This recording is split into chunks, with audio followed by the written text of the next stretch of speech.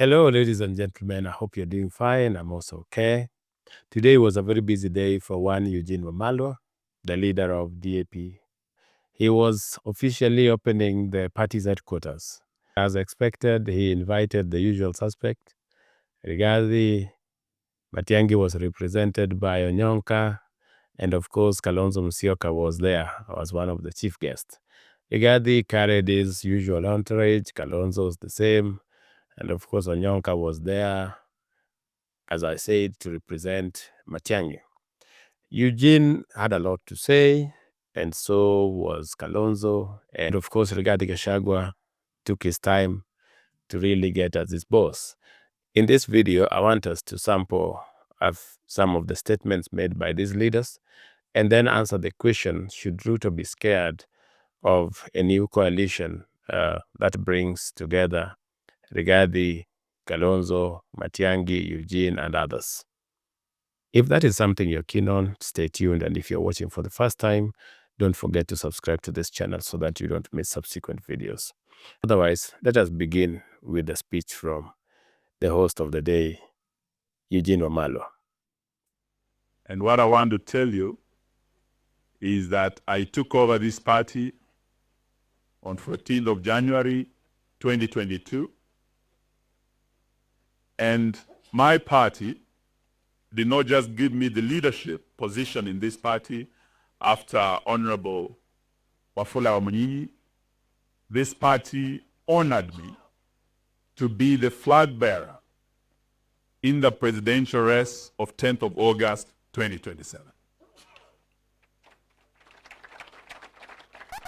In the last general election, this party did not field a presidential candidate. This party supported the Right Honorable Raila Amolo Odinga with Honorable Martha Wangari Karua. That is the team that we supported in Azimio. So today I want to say this from Machui House, for the avoidance of any doubt, that DAP Kenya has a presidential candidate. Secondly, we want to say this, that DAP Kenya supported an Azimio candidate, but as you know what has happened to Azimio, wanasema mpanda farasi wawili hupasuka nini?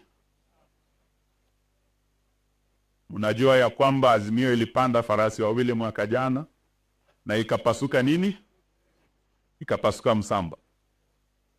Nusu ya Azimio ikaingia kwenye serikali ya Zakayo inaitwa broad-based government. Nusu ya Azimio ikabaki kiongozwa na Stephen Kalonzo Musyoka. So what Philip Kisia is telling you today as we stand here, that yes, in the last journey to the last general election, DAP was Azimio Damu, was Raila Odinga supporter for the presidency. But as we speak, after ODM and others entering the broad-based government, my party made a resolution that it was no longer tenable for us to continue being part of a coalition that it does not know whether they are in government or they're in the opposition.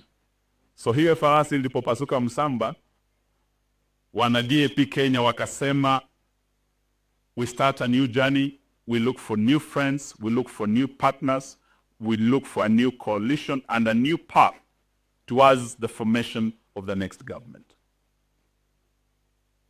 So today, for the avoidance of any doubt as you leave here, we want you to know this. As Philip Kisia has said, Philip, I think you are going to be the mortician. Let us tell Kenyans the truth. Azimio died last year. Azimio is dead as a dodo. And Philip Kisia will do the honorable duty of being the mortician. Today from Chui House, the second thing I want to say is that we are starting a new journey. We are opening a new chapter. The formation of a new coalition that is going to form the next government of the Republic of Kenya. So that we want to be clear as we speak. To our neck, I want to thank you for the authority you gave me to start reaching out, seeking new friends and partners. And kijana akianza kuchumbiana, lazima ifike wakati analeta marafiki nyumbani, kuleta mchumba wake nyumbani. Ndio sababu leo nimesema niwaite nyote viongozi wa chama hiki kutoka kaunti zote za Kenya, muone wale marafiki ambao mlinituma niende niongee nao. Mnipe ruhusa siku ya leo, kutoka leo, ya kwamba kama mumeidhinisha marafiki ambao nimeleta nyumbani siku ya leo, tuanze hiyo safari mara moja. Na wauliza wananek, wageni wetu mtatulia kidogo, mko hapa, munakubali huyu Stephen Kalonzo Musyoka, kiongozi wa Wiper, tuungane naye, tufanye kazi naye, tuunde muungano mpya na tuunde serikali ijayo? Hiyo mmekubali? Makofi kwa jamani. Leo pia hapa tuko na Senator Onyonka ambaye ametumwa na ndugu yetu Fred Matiang'i. You've heard from him. Na wauliza ruhusa yenu, sababu vile nimesema nimekuwa natafuta marafiki. Leo nimewaleta nyumbani. Fred amekuwa kule nje, ameongea na Mheshimiwa Kalonzo, ameongea nami. Na wauliza leo mnakubali tuweze kuungana na tufanye kazi na Dr. Matiang'i na timu yake? Tuko na Rigiji, the truthful man, the second deputy president of the Republic of Kenya. Malala amelibia siri kidogo, amesema iko gari upya na iko inakuja, iko inaundwa, inatayarishwa hivi karibuni. Tukitoka Tree House, Rigiji atakuwa anatualika kwake, iwe wa Munyoro, iwe wapi, tujue jina walio bwana na tujue jina la hiyo chama, na tusemezane naye na watu wake kama wanakubali tutembee pamoja. Lakini leo hata kabla hatujajua jina la gari lake, na wauliza wananek, munakubali tushikane na huyu Rigiji, the truthful man? So nimeeleza kuna wengine, tutakuwa na mikutano nyingi, Mheshimiwa Martha Karua, Peter Munya na wengine. For now, vile tumeanza, mmetuona wanne hapa, we will continue broadening and strengthening this opposition team and the new coalition. Jina ya chama cha Gachagua mtajua hili karibuni, na jina la muungano wetu mpya, there will be a special day for consultations and for unveiling. So when that day comes, tukiwaalika, haitakuwa Tree House tena, niwe tayari, safari inaanza leo. Based on Eugene's statement, I think the entire message Eugene wanted to put forward is that Azimio is dead. Why is this important? Because unless they declare Azimio dead, there is no way they can form a new coalition. And so Eugene wanted to make it official that there is no longer Azimio, that there is a new coalition they are forming, that they have parted ways with Raila Odinga and his ODM, and they were now looking forward to work with other people. As to whether Eugene is a serious presidential contender, I don't believe. I have told you that in Kenya, presidential elections are some of the most competitive elections in the world. And if you don't have the backing of your community, you don't have a chance. And Eugene does not have the backing of the people of Bungoma, let alone the entire Western. So I don't think, having understood how Rigathi usually looks down upon people without support, I don't see Rigathi endorsing Eugene as the candidate to go against Ruto. By announcing his candidature, Eugene is just upping his stakes so that should this coalition form government, he is assured of some CS position or some senior position in that government.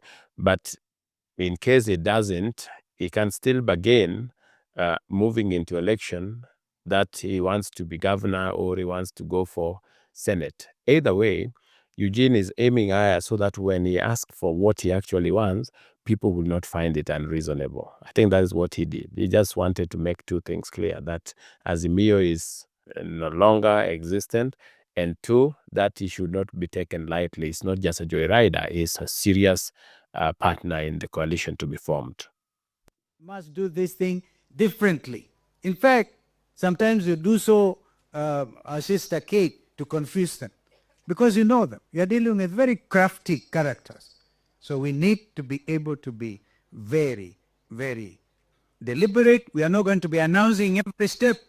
My friend Eugene, let's not announce everything to these people. We have to be strategic.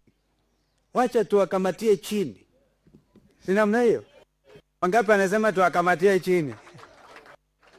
That is my advice today. Yesterday I advised Sifuna, Secretary General of ODM, and Salasi, I'm sorry I annoyed you, but I said bado tunaongea nawa. Sifuna was talking beautiful language. Beautiful language. Says if you abandon the people, Mimi Sifuna was talking like us. Hata abandon wananchi. And this is a constituents, these are his constituents. Our sister Bosibori was hosting us there in Dagoretti North. And so, advice that we do not give William Ruto the excuse to delay formation of IEBC. I'm happy that he has already gazetted the names, and as we speak, out of the 9, I think 7 have already been sworn in by the Chief Justice. And I say, because another young lawyer viciously argued, Jeru Ndegwa, you cannot allow Professor Olo Adams, Amanda is in that advisory team, William Ruto, and therefore this is another. And I realized because Wiper was unfairly blamed for delaying the process. Now the truth is known. It was not us. It was William Ruto, through instructions given to a judge in Kiambu, who has vacated our own situation, dismissed the application, and therefore paving the way for the selection panel to be put in place. So now I say, Professor Lo Adams, because he went in as Azimio and Dr. Kokimoli as Azimio, right? As of today, therefore, the whole thing about the categorization of those leaders, of those members of IBC selection panel, are based on that structure. Now, we can, going forward, choose to dismantle the structure. And I think Philip Kesia, who is the executive director of Azimio, whatever remains, because we have Billy still holding on, we have Wiper holding on, we have Kano. Remember that we had One Kenya Alliance, and I think we were with you by that time. One Kenya Alliance. So some of these things, I'm just saying, we must be strategic so that you do not make it obvious. Indeed, it's going to become, let it come up and hit. Remember, there were people, Kenyans also, on social media who are determined to get the new team going forward. And I saw myself invited to Limuru 4 conference. Limuru 4 kufanyika. But I know the urge by Kenyans, they want us to get together, drive out this. Is that William Ruto is not to be underestimated. That is what Kalonzo is trying to tell everybody here. That let us not underestimate William Ruto. He is a very crafty man, and let us do things differently this time if we are keen on removing William Ruto. Otherwise, William Ruto might surprise us. I think that's what Kalonzo was trying to tell the team, that we should not underestimate the opponent in this particular race. It's very difficult to compete with Ruto. He knows that. Kalonzo, having been in politics for long and not being naive, he knows who William Ruto is.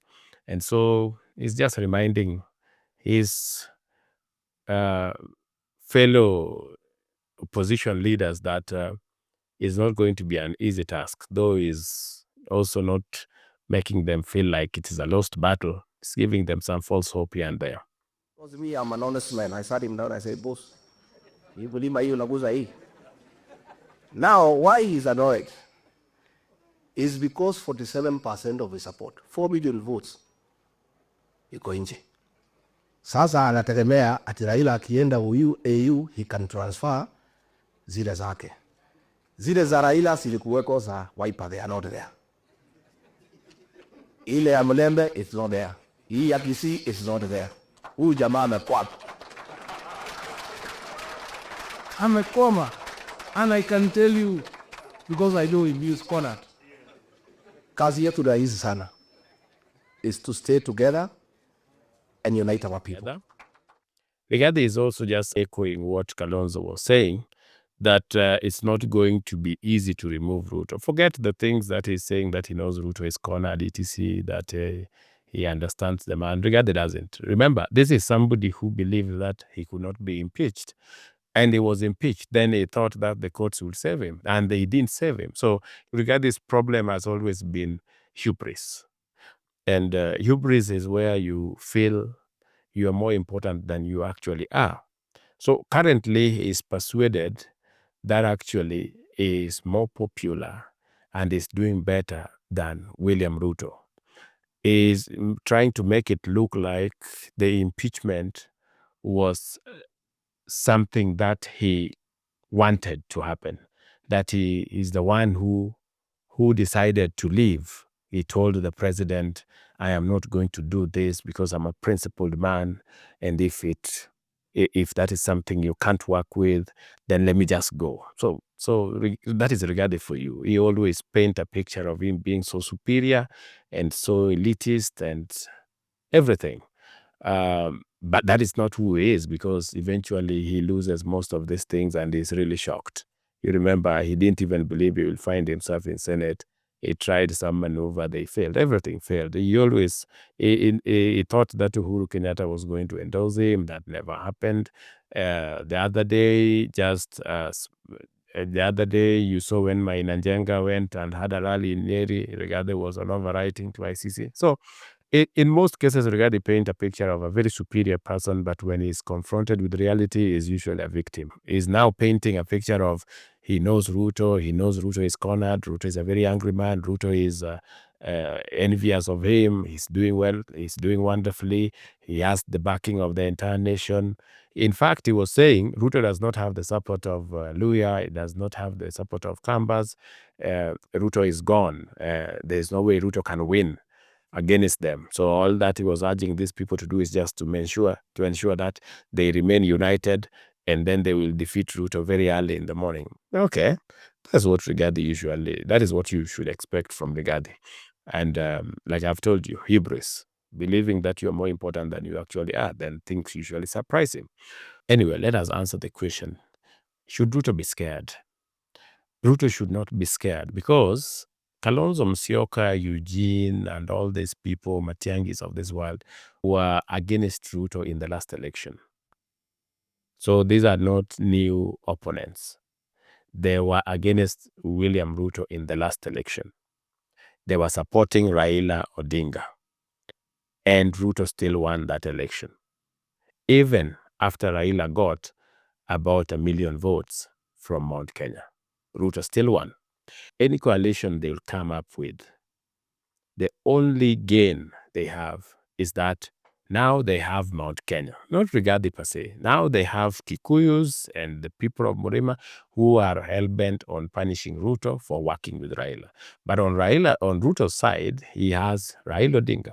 The only thing that Ruto is losing is the Mount Kenya vote. He didn't have the Ukambani vote, but he had Mount Kenya vote. Now, a simple arithmetic. William Ruto won the last election with 7.2 million votes. Of those 7.2 million votes, 3 million votes came from Mount Kenya. That is the 10 counties of Mount Kenya. Okay? So deduct that, you leave Ruto with 4.2 million votes. Raila Odinga was second with 6.9 million votes. Out of those 6.9 million votes, about 800,000 was from Mount Kenya. So if you removed that from Raila's total, you'll have 6.1 million votes. Now, deduct the Kamba vote, about 1 million votes from Ukambani. and Raila Odinga will still have about 5 million. So a combined force of Raila Odinga and William Ruto without Ukambani and Mount Kenya is already around 10 million votes. Any coalition that Rigathi does needs one miracle. Either the Gen Zs, the so-called Gen Zs, the young people of this country, are actually going to register and then back that coalition. But if that does not happen, then Rigathi and these people, no matter who they are, no matter how bitter they are likely to find themselves in opposition. But anyway, this is just my opinion. What do you think? You think that a combination of Kalonzo, Rigathi, Matiang'i, and Eugene Wamalwa is enough to compete with a combination of Raila Odinga and William Ruto? Let me know what you think. Anyway, if you found value in this video, please drop a like, comment, let me know what you think, and share it with friends. Otherwise, if you want to know more about why a coalition between Rigathi Gachagua and Kalonzo and others is not a threat to William Ruto, watch this video.